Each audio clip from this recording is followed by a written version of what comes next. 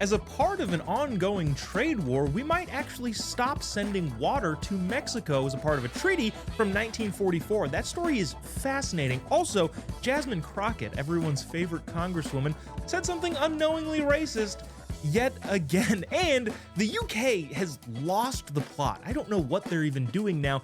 Recently, a mother was arrested and detained for several hours for confiscating her kid's iPad. Geez, all that more coming up on this episode of Turning Point Tonight. My name is Jobob. Thanks so much for tuning in. Together, we are charting the course of America's cultural comeback. This is Turning Point Tonight. Now, before we get to any of that, I think we need to discuss what is going on with all of these judges making these rulings against President Trump. How is the Supreme Court involving itself? It's actually really fascinating and something that I think you need to know. Now, just before we get into the specifics of it, keep in mind, too, that President Trump has had a lot more injunctions than pretty much any president, especially in modern history. Just to give you some numbers, President Bush had 6 injunctions.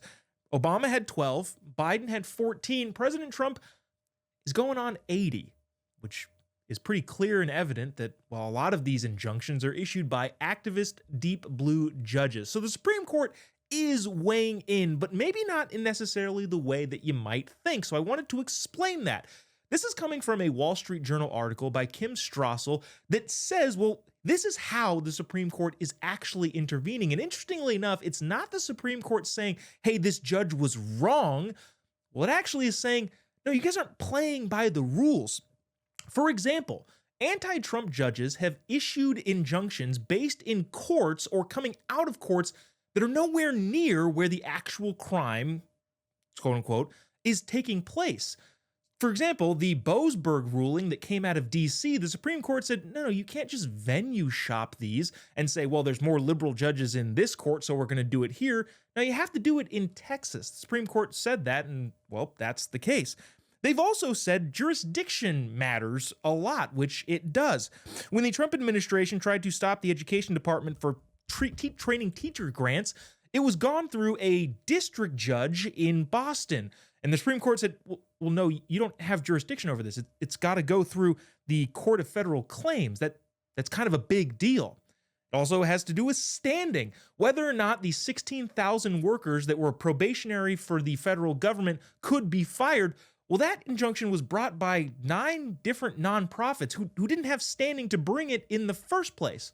I think what I'm getting at here ultimately is, imagine this.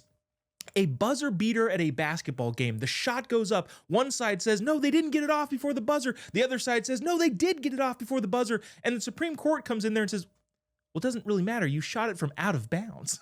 Yeah, that's what it is. That's what's going on at the Supreme Court level. So we should know how the Supreme Court is intervening, and how they're doing so is basically telling the courts that are issuing these injunctions, you're not following the rules. It doesn't matter what you think necessarily.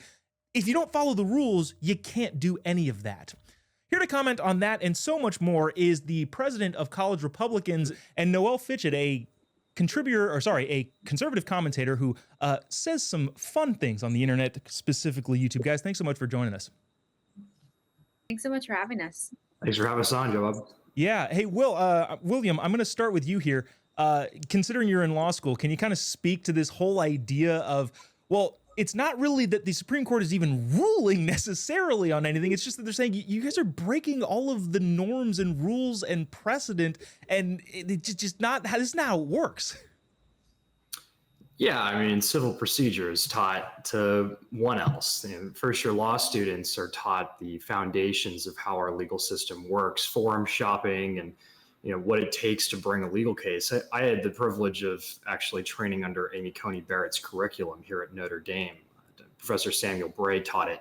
And the conservative judges on our court right now are some of the best, looking back through history, on maintaining the institution of the court and making sure our procedures are followed. So I think the court is making a lot of really great decisions on upholding our forums and making sure that these executive decisions are allowed to go through. And it doesn't mean they're not stopping all of them. There's definitely some criticisms, but I think you're right that these activist judges are way overstepping their bounds, and I'm glad the Supreme Court is making sure that we are following our procedures.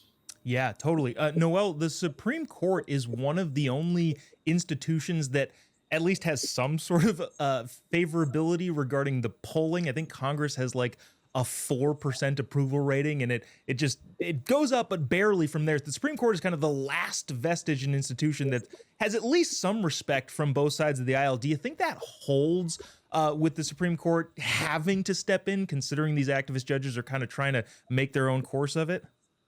Yeah, I think it does. And I think that it restores a lot of American hope in the Supreme Court.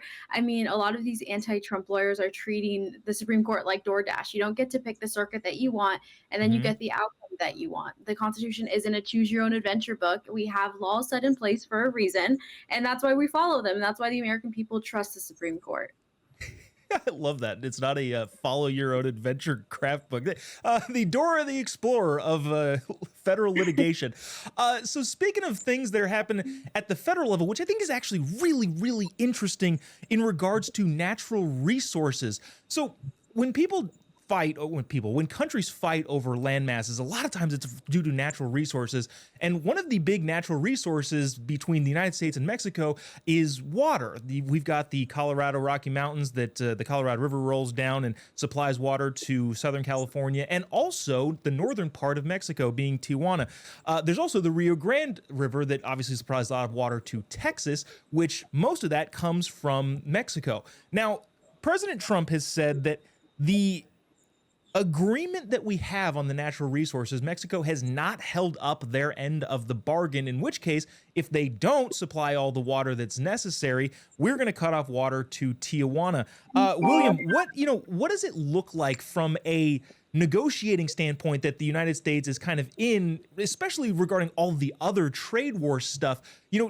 Is this something that feels untouchable, or is this like Trump, fire away, dude? If they're not holding up their end of the bargain, we have every right to withhold our part. Yeah, historically, I think these foreign treaties in the conservative sense need to be upheld. But at the same time, I love having a president that is willing to utilize his Article 2 powers. He'll probably use Section 201 or 301 of the trade law. I think the tariffs are great. They're a great cudgel to make sure that these countries are staying in line. And I think it's been effective. The stock market's going kind of all over the place, which isn't terrific. We don't like to see instability in the market. And I don't really always like to see the breakdown of our norms in terms of international foreign policy and trade.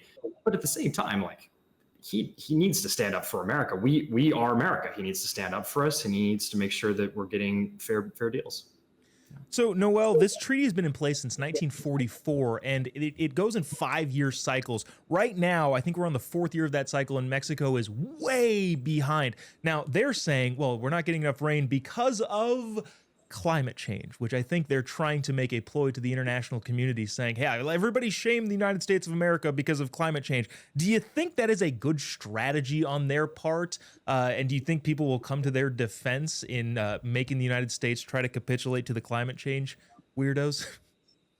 Yeah, I think Mexico is honestly just making up a lot of excuses. I think some people will believe them, but I mean, 5 years is a long time. It's not just this year, it's not just the past 2 years. I mean, you don't get to ghost the United States, and Mexico owes the United States just like college students own their loans, except the United States actually expects to get paid back. And that's what happens when you don't pay back what you said you were going to. When you don't fulfill your commitment, you're going to get a tariff. And I think that's just Trump, again, standing up for America and showing you don't get to go see the United States. You don't get to play Marco Polo with our water supply. You have to fulfill your commitment. You don't get to play Marco Polo with our water supply. Awesome. William and Noel will be right back after the break to discuss more going on in the news of the day. And also, we're going to check in with one of our Frontlines teams. Well, actually, you know her, Monica, put together a nice little package for us from the protests over the weekend. That'll be right back after the break. Sorry, we will be right back after the break, and that will be what's coming up on Turning Point tonight. Don't go away. We'll be right back after this.